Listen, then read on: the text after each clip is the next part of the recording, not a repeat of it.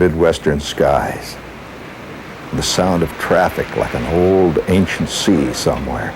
And the Sears Tower, right there in the background, is looking down on a ballpark in winter. Isn't that an exciting phrase? Sounds like the name of a great novel, The Ballpark in Winter. It's like Gettysburg, lying there, just waiting for the next battle to begin. This is Comiskey Park. And believe me, this park has seen many battles. But Comiskey Park is a very special park. Named after the great Roman himself, the old Roman. This goes back to before anybody alive today, practically, remembers when the skies were gray here in the Midwest.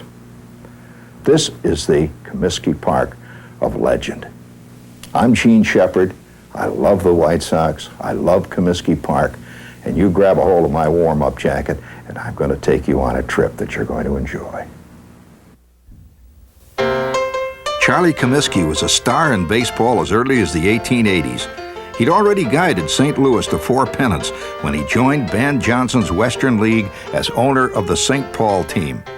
By 1899, Comiskey and Johnson were prepared to challenge the National League by forming the new American League, and moving the St. Paul team to Chicago was part of their strategy. In 1901, Comiskey's White Stockings played their first major league season.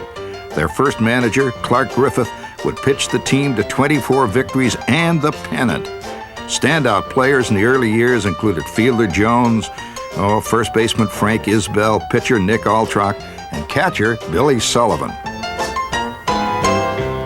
In 1906, the team would win another pennant and face the Cubs in the only all-Chicago World Series ever. These were the legendary Hitless Wonders. Their team batting average of .230 was absolutely last in the league.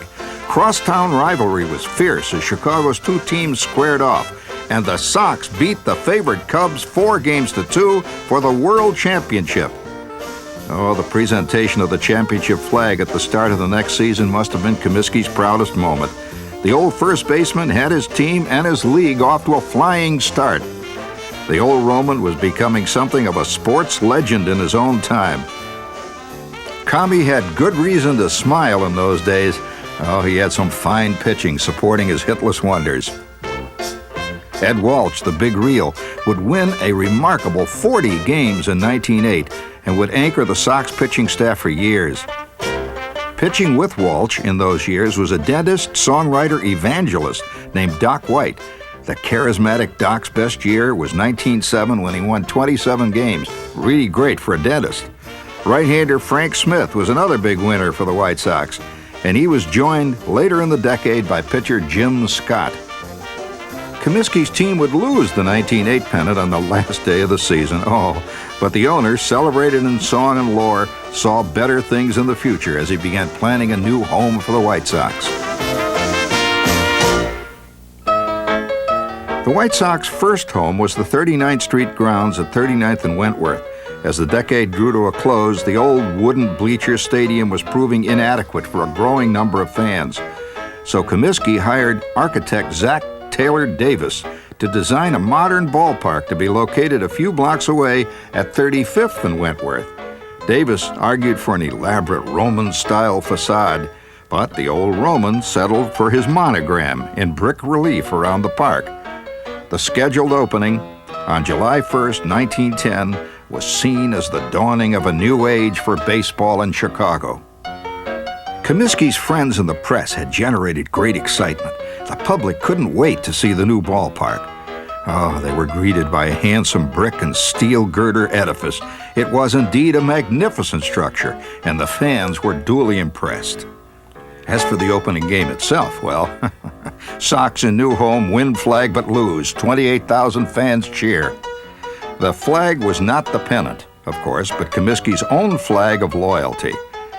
The Sox did what is probably the natural thing for them to do on that day. They lost. But for the record, the first hit was by Sox rookie Lena Blackburn, and the Sox pitcher was none other than the indomitable Ed Walsh. Chicago would finish that year in 6th place, 35 games out, but the trademark arch windows of Comiskey Park would soon let in the light of new talent as a very fine team indeed was being assembled. In 1913 and 14, the White Sox went on a world tour with the New York Giants. The highlight was a command performance before King George of England, playing on a London soccer field. They also played such exotic venues as Ceylon and before the pyramids of Egypt in what may have been the most elaborate road trip ever. The White Sox sailed back to Chicago, back to the United States, aboard the Lusitania. Now that's a symbolic ship to travel back to America on, because the Lusitania, just a few years after that, was torpedoed, just about the way the White Sox were about to be torpedoed. The year was 1914. Now this is a pivotal year in history. The armies were beginning to march in Europe. The Kaiser was astride the world. F. Scott Fitzgerald had just entered Princeton. A young Hemingway was just growing up out in Oak Park. Things were in a fantastic ferment. And here in the great baseball temple of the world, Comiskey Park, the old Roman would gather his elegant friends in the clubhouse. This is the trophy room where we are right now. And they would gather after every game and smoke their 50-cent cigars and drink their elegant port. It was a truly masculine world. George M. Cohan, people like Ring Lardner would gather after the game, and they would finish their porter or they would drink their elegant wines and toast each other and hurl their glasses into the fireplace. That's style. And above the mantelpiece, the inscription, "All his friends are welcome." And they were. But it was 1914. They were not aware that this was a pivotal year in history, not only in world history, but the history of the White Sox. Glory years lay ahead, and just beyond those glory years were the years of ashes and desolation. It was an important time. By 1915, Comiskey had put together a team that had a potent offense and strong pitching. This team reflected the young exuberance of a new manager, Clarence Rowland. The 36-year-old Pants, as he was called, proved that he could handle a big league club. Chicago reeled off 9 straight wins in May, including an 11-3 drubbing of Boston pitcher Babe Ruth, making his Comiskey Park debut. White Sox stars included the solid and dependable catcher Ray "Cracker" Schalk and the strong keystone combination of shortstop Buck Weaver and second baseman Eddie Collins. Pitchers included knuckleballer Eddie Cicotte and Red Faber, the spitballer. A late-season trade with Cleveland brought shoeless Joe Jackson, and fans wondered if the Sox would win. Well, they would fall short that year and the next. But they put it all together in 1917, as White Sox historian Rich Lindbergh describes. In 1917, a team was probably the closest thing to perfection that the Chicago White Sox have been able to accomplish before or since. Unlike the 1906 team, which scratched and clawed for every run it could get, runs came easily for this ball club. They had speed, they had defense, they had hitting, and they had pitching. It was a complete, solid team. They defeated the New York Giants in the World Series in a memorable play where Heine Zimmerman chased Eddie Collins across the plate that was unguarded in New York. As one of the contemporary account in the newspaper said, the Broadway showgirls cried, and the old town was just never the same when the Chicago White Sox came and defeated McGraw's Giants. Well, the Sox had bought Comiskey Park its first world championship. With a strong young team, no one would imagine that it would be the last. In 1917, it seemed only the beginning. The war year of 1918 got off to a bad start as Joe Jackson and Lefty Williams were suspended for choosing to work in shipyards rather than enlist, and a dispirited team fell to 6th place. In 1919, the team rebounded under manager Kid Gleason and won its second American League pennant in 3 years. And the Sox entered the World Series favored to beat the Cincinnati Reds, but betting odds mysteriously dropped just before the series began.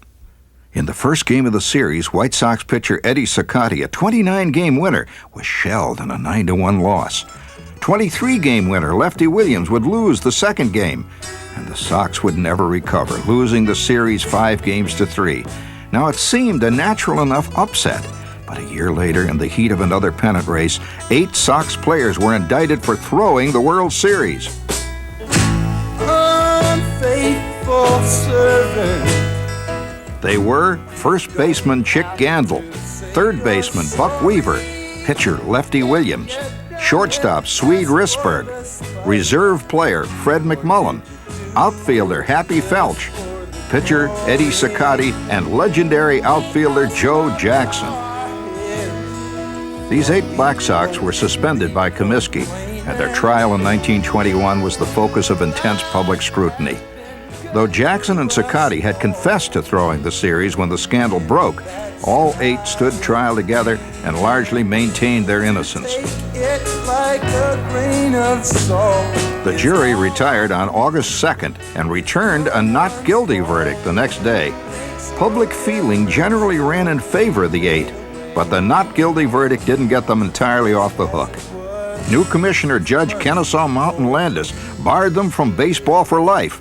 Their actual guilt or innocence is still subject to dispute. But some fine careers were dashed, and the White Sox would take years to recover. Perhaps the most tragic of all the 8 was the popular and talented shoeless Joe Jackson, whose remarkable career was snuffed out after batting .382 at age 33.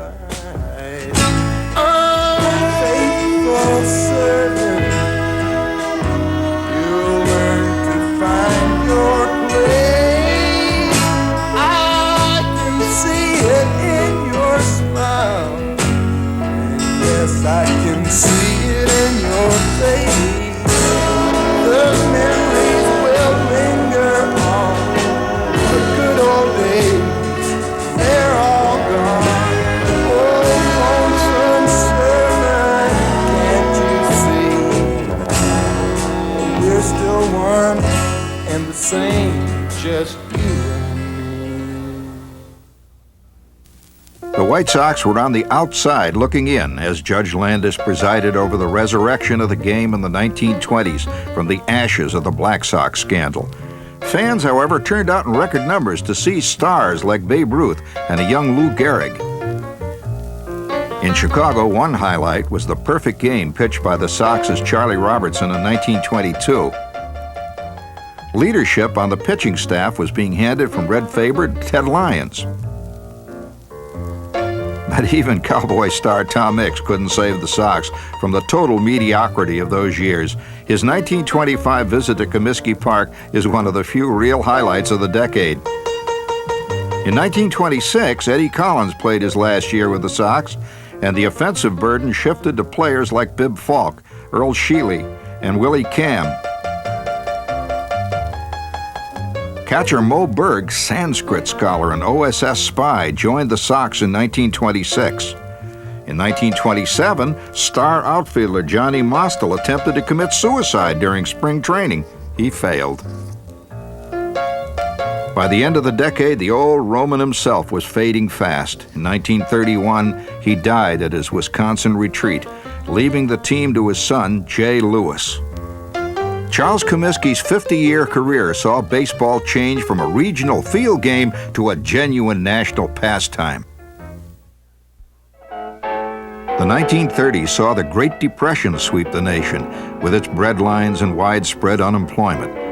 In 1933 in Chicago, however, the Century of Progress World's Fair offered an exciting diversion from the bleak specter of the Depression.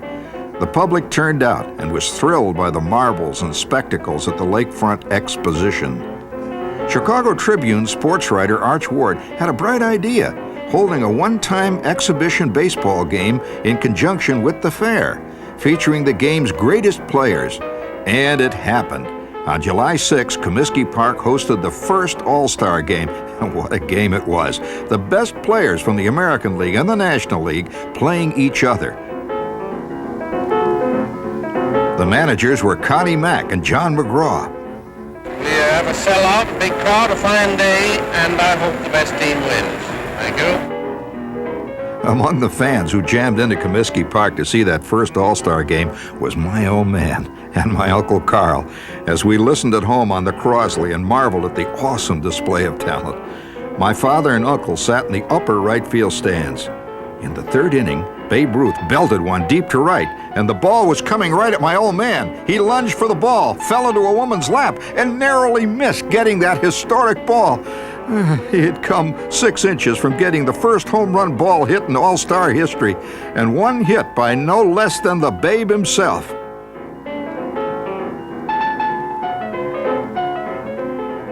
Well, after the game, to celebrate that great event, my old man and my Uncle Carl went to the World's Fair, which was at its absolute height at that time.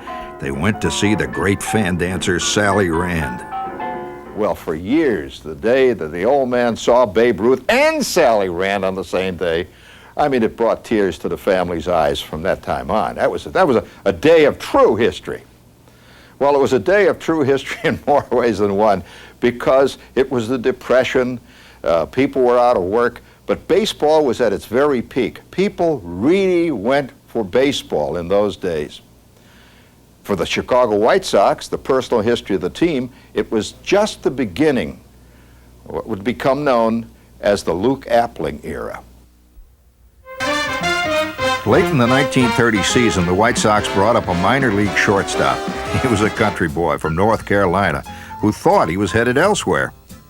I thought I was sold to the Chicago Cubs. I think it was a player involved, Doug Tate, an outfielder, whom was thrown in the deal, and that switched me from being a National League boy to an American League boy in the same town, you know. Well, the new boy still had a lot to learn about life in the big leagues.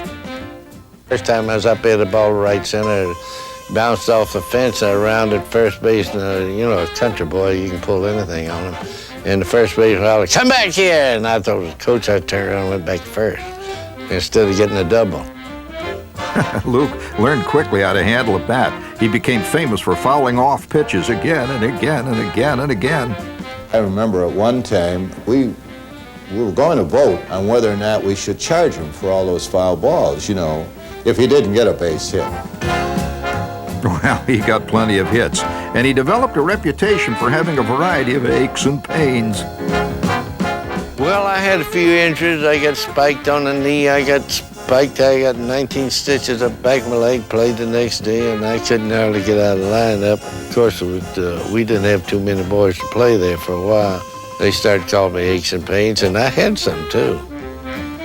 What he also had was a great batting eye. And in 1936, he won the American League batting title, listen to this, with an amazing average of .388.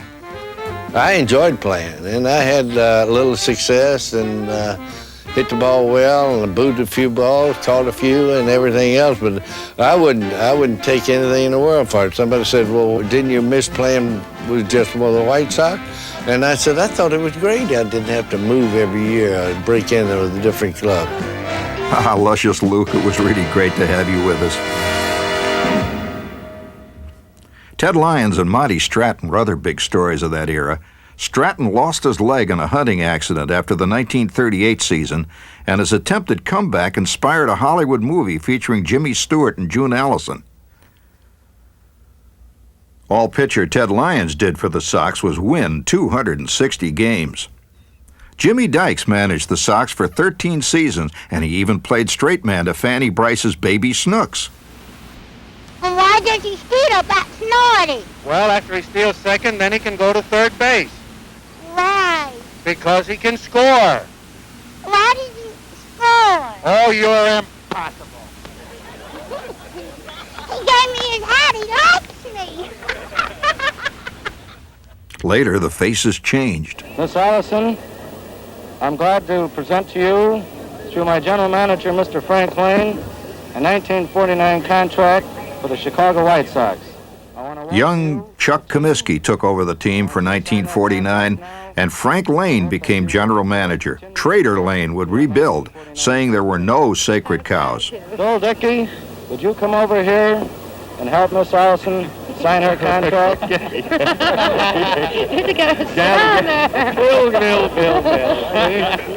Why'd you do it right, Bill? Well, if Frank Lane didn't think Yankee great Bill Dickey could do it right, he did think that he could do it right. All right? Okay. Things were going to be all right around Comiskey Park for the first time in years as Comiskey and Lane began to deal. Billy Pierce was the mainstay of our pitching staff for all those years that we were building the team. He was actually our first acquisition, you know, that Frank Lane and I made. He was a winning pitcher, And some of the great matchups, you know, with Ford and Pierce were games that you could sell the seats 25 times over when you knew that Pierce was going to be pitching against Whitey Ford. You know, another key acquisition came when Lane got Chico Carrasquel from the Dodgers. Replacing Appling at shortstop, the slick-fielding Venezuelan blossomed under the guidance of manager Paul Richards. Also coming of age was a sensational young man at second base. Look, fans, look where I'm standing right now. Do you realize where I am? Second base. This is the actual ground that my favorite ball player of all time would walk back and forth while he's waiting for the next hitter to come to the plate. My personal favorite ball player of all time played second base right here for years. What a fantastic ball player he was. Who was it? Can you guess who he was? I'll give you a clue. To begin with, he was one of the great natural hitters of all time. This guy could place that ball into right field, center field, left field. He could place it wherever he wanted it. Every time he came to the plate, he was dangerous. And he wore a big number 2 on his back. Of course, I'm talking about tobacco-chewing spark plug Nellie Fox. In 14 seasons with the Sox, Nellie was an all-star 12 times and 4 times led the league in base hits. In 1951, Minnie Minoso was acquired, and he promptly hit a home run in his first at-bat. Minoso was the White Sox's first black player and one of the most exciting players in team history. The addition of catcher Sherm Lawler and outfielder Jungle Jim Rivera almost completed the cast. In 1955, Marty Marion became manager, and in '56, another Venezuelan shortstop, Luis Aparicio, would quickly make fans forget Carrasquel and would form an enduring partnership with Nellie Fox on the field. Speed and defense were the major ingredients of these go-go White Sox, but one more character was needed to make it all gel: manager Al Lopez. Finest man I ever worked with in baseball. A gentleman, a leader, and a man that knew baseball, and I thought Paul Richards did, and Paul did. But Lopez was a notch above him. In 1959, the final piece came whirling into town. And we have exercised our option to pick up the 54% of the stock owned by Ms. Rigney, and we're hopeful that we can persuade Chuck to join our group, and because he could contribute tremendously. Certainly the name of Comiskey and Chuck himself would be a great addition to any operation we might have. Comiskey's sister Grace sold her majority shares of the club to Veeck, but Chuck stayed on as vice president. The tree Frank Lane had planted 10 years before was bearing fruit. White Sox! White Sox! Go, go, White Sox! Let's go, go, go, White Sox! We're with you all the way. You're always in there fighting and you do your best. We're glad to have you out here in the Middle West. We're gonna root, root, root, root, White Sox, and cheer you on to victory. When we're in the stands, we'll make those rafters ring. All through the season, you will hear us sing. Let's go, go, go, White Sox. Chicago's proud of you. The fans poured into the park to see Lopez's team behind 22-game winner Early Wynn grab first place for good July 12th. Al Smith hit 17 home runs and Sherm Lawler 22, but this was really quintessential go-go baseball, the bunt taking the extra base and generally running wild to unnerve the opposition. Aparicio stole 56 bases to lead the league for the 4th of 9 straight years. And Fox hit .306 and was named the league's most valuable player. White Sox! White Sox! Go, go, White Sox! And then on September 22nd, 1959, 40 years of frustration ended as the Sox beat Cleveland to clinch the pennant. Not since the days of Joe Jackson and Eddie Collins had the White Sox experienced this golden moment. Go, go, White Sox! Chicago's proud of you. Wave out! White Sox! White Sox! Go! White Sox. Let's go, go, go, White Sox. Chicago is proud of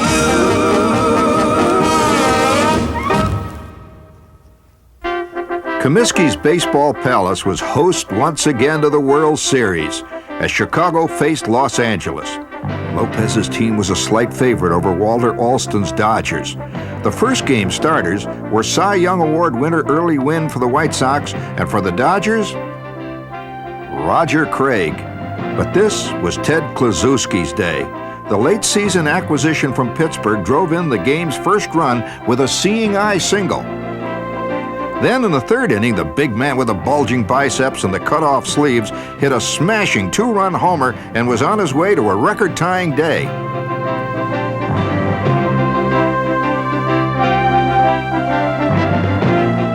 Al Smith chipped in with a double, and after 3 innings, the Sox led the Dodgers 9-0. It was heavenly. And then, amazingly, in the 4th inning, Klu hit another two-run homer. 11-0, and 5 RBIs for Big Klu, tying the series record. Early Wynn pitched 7 innings of shutout ball, and Chicago won the first game 11-0. There was a feeling in the air that this was going to be easy. But that feeling quickly faded in Game 2 as Bob Shaw gave up 3 home runs, including Charlie Neal's memorable blast in the 5th inning. Well, left fielder Al Smith's surprise beer bath, oh my, is easily one of the most enduring and significant images of this World Series. It told the whole White Sox story. Rookie Larry Sherry saved the game for Johnny Padres as the Dodgers evened the series at 1 game apiece by beating the White Sox 4-3.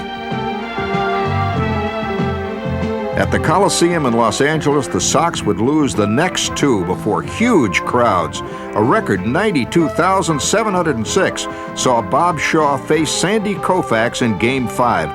In true go-go style, the Sox scratched out their only run on a double play.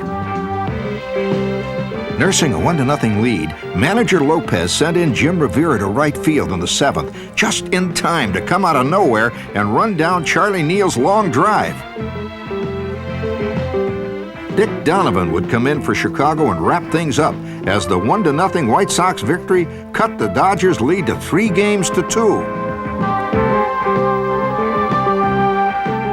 When the series resumed in Chicago, the Dodgers led 8-0 when Jim Landis went down. Landis was not hurt, but the White Sox were dead, eventually losing 9-3. Reliever Larry Sherry won his 2nd game to go along with 2 saves and was the series MVP. And it was the Dodgers, not the Sox, reigning as world champs. Record crowds in 1960 saw Bill Veeck's exploding scoreboard, but Veeck's jazzy promotions couldn't beat the Yankees, and in '61, he sold his shares to Arthur Allen and his brother John. New President John F. Kennedy threw out the first pitch in Washington at the '61 opener. The ball was retrieved by Jungle Jim, who reportedly said to the president of his scribbled autograph, "You'll have to do better than this, John." And the White Sox would have to do better against the Yankees. The Yankees were a powerful ball club. They had guys like Mantle and Maris came along, and we'd go out there and battle them. And I used to hate to get beat by them. I'd rather get beat by anybody else but the Yankees. Oh, that's so true. Strong White Sox teams finished behind the Yankees 5 straight years in the early '60s as the old Frank Lane team began to fade away. In 1961, Billy Pierce was traded, and by '64, even the little wizards of the infield, Fox and Aparicio, were gone. But in '64, a new young team was still battling the Yankees. That was probably the best ball club I played on with the White Sox. We had a little bit of everything. As always with the White Sox in those days, we could use a little more hitting, but we had great defense, just like they did in '59. Well, the '64 team won 98 games, but the Yankees won 99. This was the closest the Sox would come in those bridesmaid years. A frantic finish came up just short. But 10 games ago, we were 1 game behind the Yankees, and we won 10 straight, and we finished 1 game behind the Yankees. Another frantic finish would occur in '67 under manager Eddie Stanky. The Brat had his weak-hitting club in a wild race with 4 other teams. On September 10th, in a big game against the contending Tigers, Joe Horland hurled a masterpiece. The ground ball bouncing to Buford. Ricky Hopp, the throw. That's out number 2. One more now.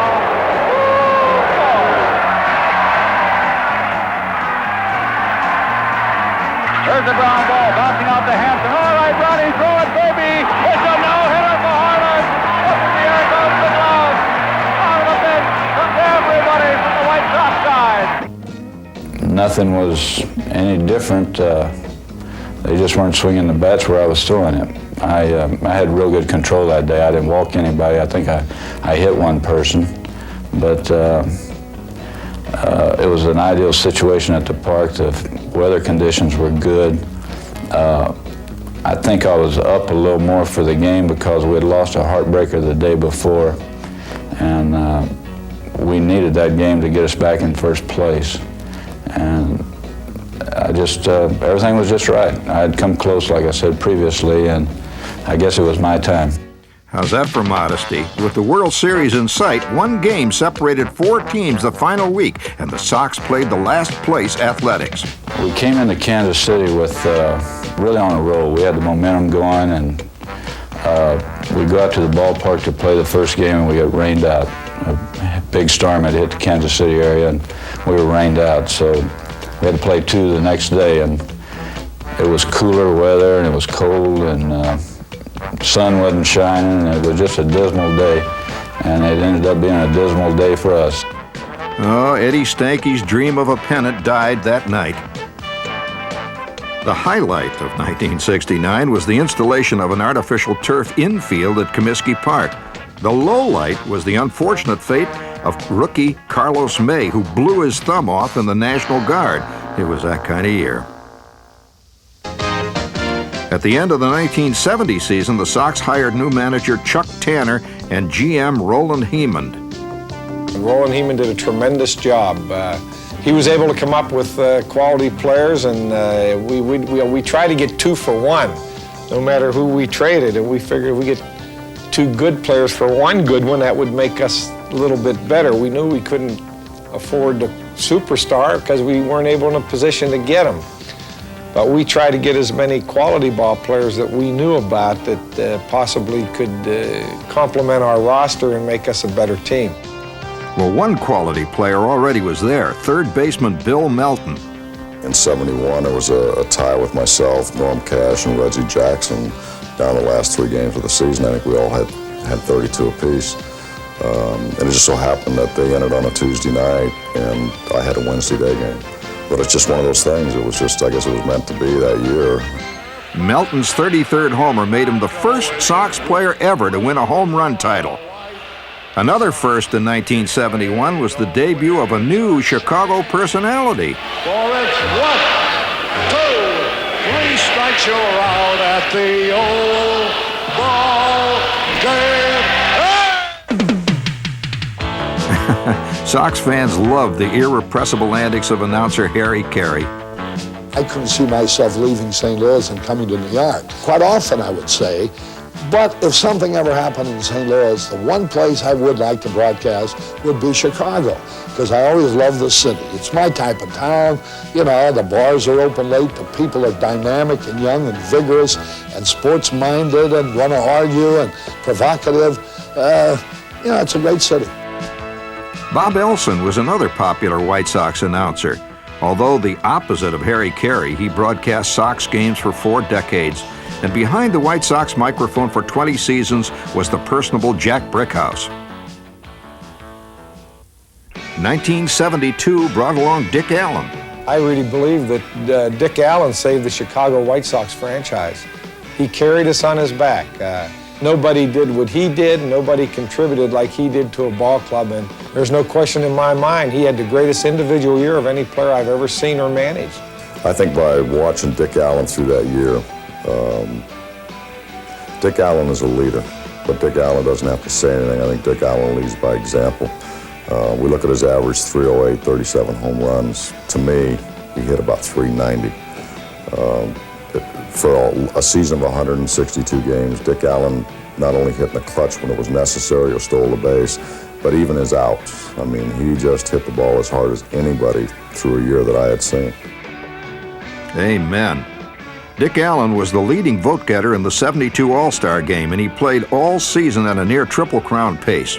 Everybody would like to be known as the complete ball player, and it's not all about run, hit, throw. There's other little things that has to be picked up in the game that makes you that good ball player. He was one of the greatest base runners that ever played the game. He knew when to go. He never made a mistake on the bases. He knocked in a big run. He was the leader with the young ball players. And it could be 110 degrees out, and he had long underwear on and a 100% long sleeve shirt that hung down over his wrist, and he took that mammoth log up to the plate with it and wiggled around like it was a toothpick, and he was the Cadillac of the day. He was the man who, at the end of the year, they had to make him the most valuable player in the league because he hit the ball as hard as anybody can, or will, or ever has. And to me, he's extra special. A real pro. Also special in those years was pitcher Wilbur Wood. The resilient knuckleballing relief pitcher was converted into a starter by Tanner and pitching coach Johnny Sane. I'd pitch him every third day, and everybody say, hey, Wilbur Wood's career, it's going to be shortened if you pitch that much. So I brought Wilbur in, and I say, Wilbur, everybody's worried about your career. I said, you know, if you pitch like this, you can win a lot of ball games, and that your career may be shortened by 2 years. He says, give me the ball. He won more games in 4 years than Catfish Hunter, and Catfish Hunter was with a better ball club. Oh, and Wood's knuckleball was a tough ball to handle for batters and catchers and umpires and even fielders. Wilbur and I were together for like 7 out of my 9 years in Chicago, and playing behind him, I didn't know where it was going. I didn't know what was going to be hit to me. I couldn't play any guy any certain way. So in a way, it was fun. But in a way, it really got your nerves up because it's really an off-speed pitch. And when you're playing third base, you know, I had a lot of activity down there those 7 years. Well, Wood won 20 games or more, 4 straight seasons, but he was not infrequently a victim of sloppy fielding or lack of runs. No matter, he always had a lot of decisions. One year he lost 20, but he still won his 20, but we just didn't have a club to cope with the quality of pitching that he gave us. But Tanner did have several strong young players in the 70s. There's a line drive, deep center, way back, all the way to the wall. Here's the winning runner on third. The White Sox win. The White Sox win it. The White Sox win it. George Arda doubles to the center field wall. A young fireballing relief pitcher, Goose Gossage, was emerging as a star, and so was the smooth shortstop Bucky Dent. But by 1977, both players would be gone. What we had to do, and Roland Heeman would trade a player and get some cash to meet the payroll, and we were struggling due to the fact that because of some outside business ventures that John Allen went into didn't quite pan out, and that eventually he had to sell the ball club. But 72 was the year, and we could have kept going, but due to the fact of certain situations that transpired along the way, we had to go in another direction. John Allen twice kept the White Sox in Chicago. Once when he bought the team from his brother in 1970, and once again when he sold the team to Bill Veeck in 1976. Yes, Bill Veeck was back, and he brought Paul Richards back to manage. And in the spirit of '76, Minnie Minoso also returned as a coach and even extended his hitting streak to 4 decades. Okay, now this song we're gonna play for Bill Veeck. Here we go. And here went Bill Veeck once again with his patented promotions. He put short pants on his players, a shower in the bleachers. He had 101 Arabian Nights, and Limbo Night, and Music Night, and Ethnic Night, and Clowns, and Belly Dancers, and all manner of entertainment and diversion at the old ballpark.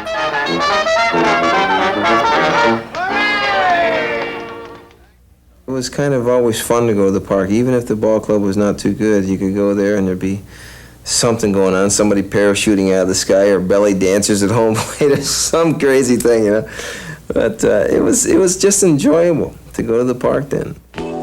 Oh, it was a wild time. Even more enjoyable was the wondrous 1977 season of the Southside Hitmen, led by Richie Zisk, who had 30 home runs and 101 RBIs in his one season as a rent-a-player.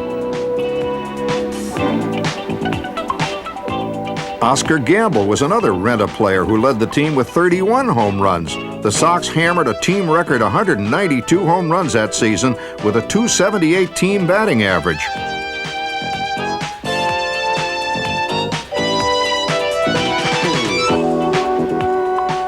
Another real slugger with 25 homers was Eric Soderholm. We had about a 3-4 game lead in August, and we had a big series with Kansas City. And it was a weekend series, and we were losing, I think, 5-3 in the 8th inning. And I came up with 2 men on and hit a home run in the bottom of the 8th, and we won that game. And that was the 3rd game we won of the series in a row. The people in the stands were just going crazy in Chicago. They were dancing in the aisles. I mean, the hope of 50,000 people were just, you could see everybody jumping and hugging. And it was like a big family reunion almost. And leading the reunion was Bill Veeck. But the Hitmen would fall short in 1977, and the next year, Gamble and Zisk would be gone, and some old ways would be returning to Comiskey Park. In 1980, Veeck suffered his 3rd straight losing season, and free agency was changing the nature of the game. So in 1981, the Sox were sold to Eddie Einhorn and Jerry Reinsdorf. Shortly after he bought the team, the reserve clause was struck down and free agency came into existence. Veeck would have been capitalized enough had it not been for free agency, but with the advent of free agency and the rapidly escalating salaries, Bill found himself in a precarious financial position. The showman will be remembered as much for his irreverence as his gimmicks. It was kind of fun to stick a pin in some stuffed shirts and then stand aside so you get hit by the hot air.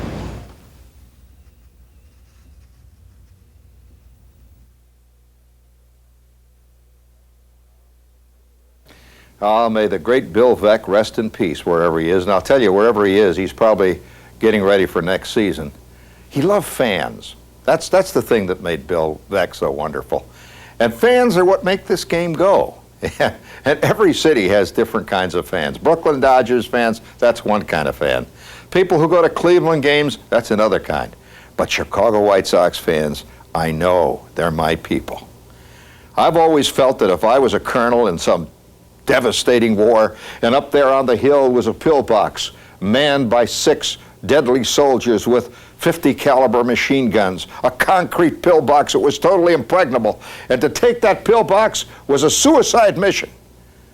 I'd look over the company from one end to the other, and then I would call out, "Are there any of you here who are White Sox fans? Follow me." And those 6 White Sox fans would line up behind me, and we would go up that hill to take the pillbox. White Sox fans are that kind of fan. They have gone 50 years, 100 years between pennants. Doesn't matter. Rain, snow, earthquake, hurricane, they're going to stick with the Sox. That's a true fan, a true White Sox fan. I'm here 52 years. I've seen all the big league baseball players. Babe Ruth, Joe DiMaggio, Mickey Mantle, Teddy Williams, and all the rest. Lou Apple, Teddy Lyons, I've seen them all. Aparicio had the baby, his wife had the baby the same day I did. We were in the same hospital, and we went to visit each other. Yeah, White Sox fans do think of the team as family, and the people who work at Comiskey Park are a special part of that family. And when I personally think of them, I remember one clarion call. Buttered all over. Buttered all over. That was the booming call of Buttered All Over Ernie, one of the great vendors of all time. You know, if there's an all-star heaven for really sensational vendors, Ernie's up there in the all-star lineup.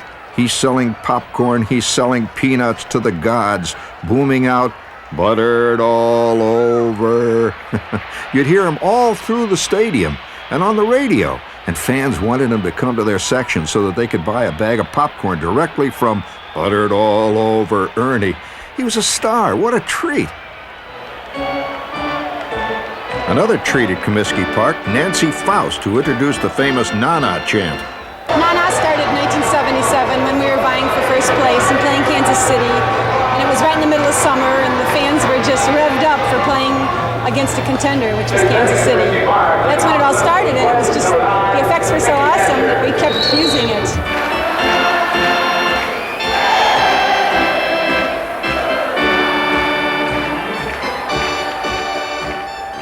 In 1981, new Sox owners appeared on the scene. My old law school roommate, Jerry Reinsdorf, called me one day and asked me if I'd like to come in with him. He's got a chance to buy the White Sox. I've always been a baseball fan and was a vendor in Comiskey Park during the victory year of 1959 and was at all the World Series games. And I thought it over, and the timing was right. And the first thing I said, we're going to make this not the Southside team, which I didn't think was a good way to market it. This is Chicago's American League team. And that was one of the first things we did. One of the next things they did was to dip into the free agent market and come up with a plum, Carlton Fisk. The signing of Carlton Fisk changed the attitude of Chicago towards the White Sox. I mean, this team was the Rodney Dangerfield of baseball. It got no respect.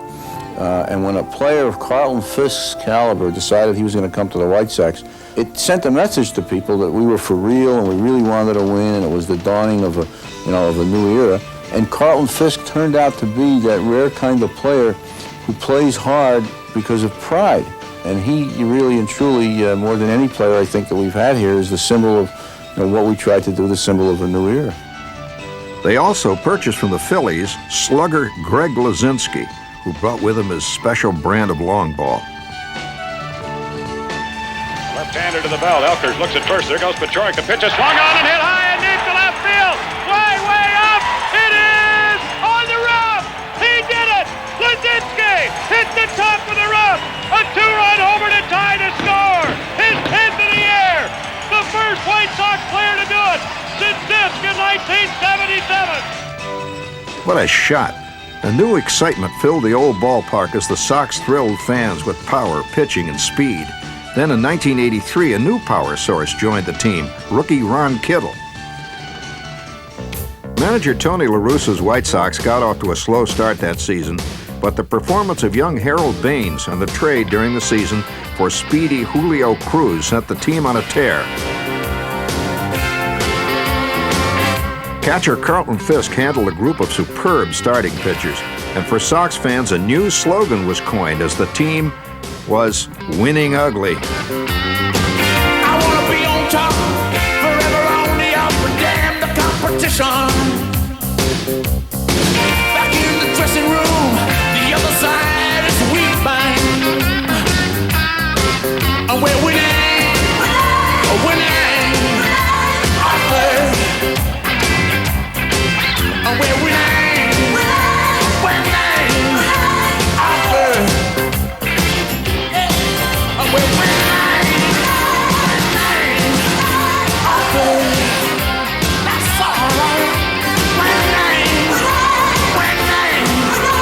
ugly.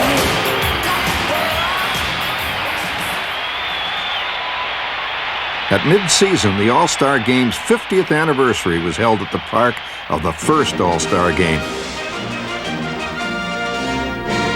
The White Sox had been represented by some great players in previous All-Star Games, and this year their rookie sensation Ron Kittle drew tremendous cheers from the hometown fans. And to top off a memorable day, the American League would ride to victory on the shoulders of Chicago native Fred Lynn's Grand Slam home run, the first in All-Star history. Just as Babe Ruth had hit the first All-Star home run 50 years before, a new first happened at Comiskey Park. The magic continued in the second half of the season as Sox pitching proved virtually unbeatable. Then, on September 17th, another long championship drought was ended. Harold Baines has driven in 2 of the 3 White Sox runs here tonight, and he's got a chance to make it 3 of the 4 as the bases are loaded with 1 out.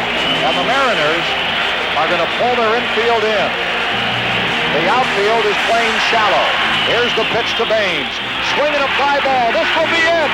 Center fielder's got it. Cruz is tagged. Here's the throw. Not in time. Stop win. The White Sox have won the 1983 American League Western Division title. 99 victories, the most in the majors, and they finished a record-setting 20 games ahead of second-place Kansas City in the kind of season players and fans dream of. Just once in a lifetime, a man knows a moment, one wonderful moment, when fate takes his hand. And this is my moment, my once in a lifetime, when I can explore a new and exciting land.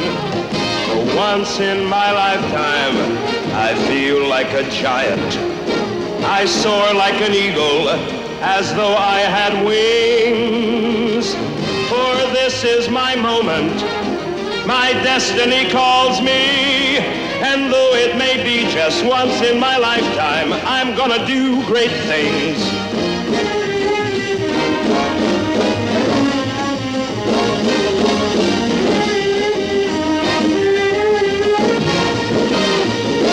And this is my moment, my once in a lifetime, when I can explore a new and exciting land.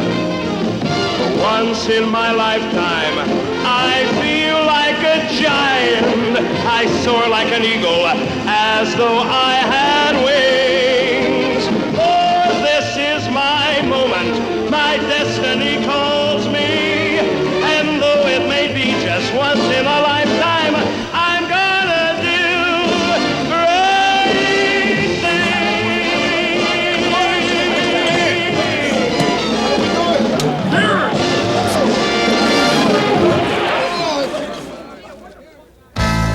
In the championship series against Baltimore, Cy Young Award winner Lamar Hoyt opened for the Sox. He pitched a masterful 2-1 5-hitter to give Chicago a 1-0 lead in the best-of-5 series. But this would be the high water mark of the season, as the Sox would drop the next 2 games to the Orioles. Britt Burns then took the mound as the last hope in Game 4. Burns pitched a full 9 innings of shutout ball, but then in the 10th, Tito Landrum ended Chicago's season with this home run.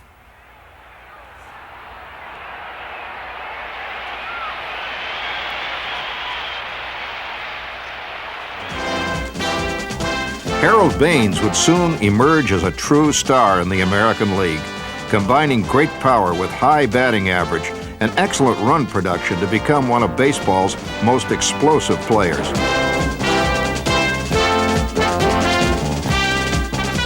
In 1985, the great Tom Seaver wore a White Sox uniform as he won his 300th game at Yankee Stadium. High to left, playable. 3 nickels, caps underneath it. History. Yes, sir, it was a memorable day for Seaver and for the White Sox, and the congratulations of his catcher, Carlton Fisk, was especially fitting as the 16-year veteran also posted an outstanding 1985. At age 37, Fisk found dramatic new power. That's deep to left field. On the roof, Carlton Fisk on the roof, and the Sox take a 3-2 lead. Roof shot by Fisk. Wow. Fisk tied Dick Allen's team home run record with 37 and set a new record for home runs in one season by catchers.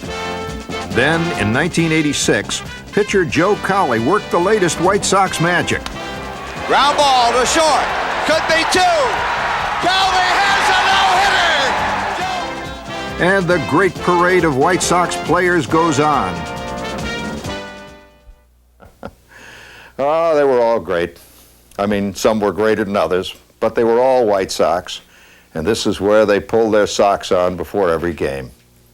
I hope you've enjoyed this little trip through the mystique of this wonderful American institution, the Chicago White Sox, Comiskey Park. This park is going to disappear shortly. This clubhouse will be history one day, but hundreds of years from now, they'll know who the White Sox were, and the fan will march on. I'm Gene Shepard, and all I have to say to you fans that are still out there right now, you keep the faith.